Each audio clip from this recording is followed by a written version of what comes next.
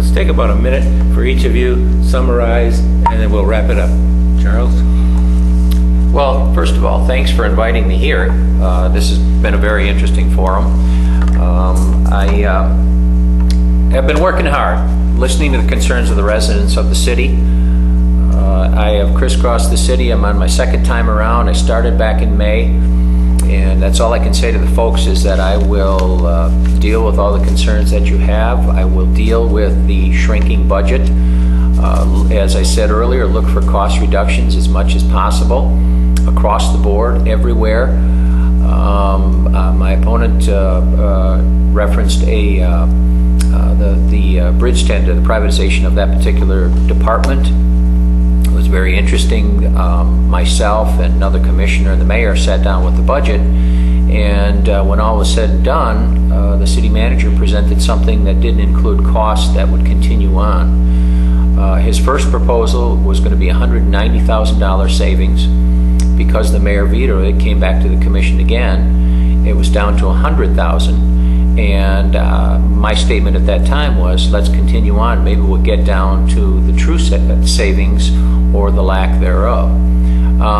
Is it a possibility to save money as far as privatization? You know, certainly I will look at it. If there is a cost savings, it's something we always have to look at. I'm willing to look at anything.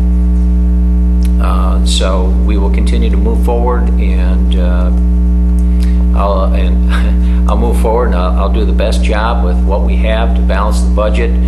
Economic development is something that we didn't spend a lot of time talking about because we do spend a lot of time in this community talking about the negative side of things, but certainly a very strong proponent for economic development. The Bay Future organization, which Mike and I, quite honestly, both push for.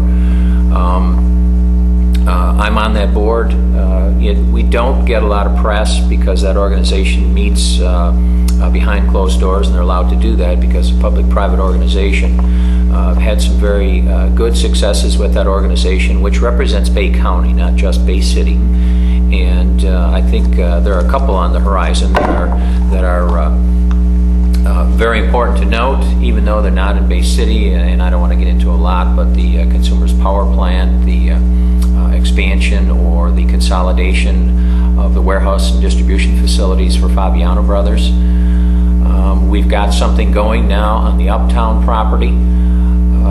You know, this, I'm very excited about this Maritime Museum. I think it has some merit. I think that group has a tough charge. They know that it can't be an auto world debacle. I think that'll be a catalyst for development for the rest of the property. Okay.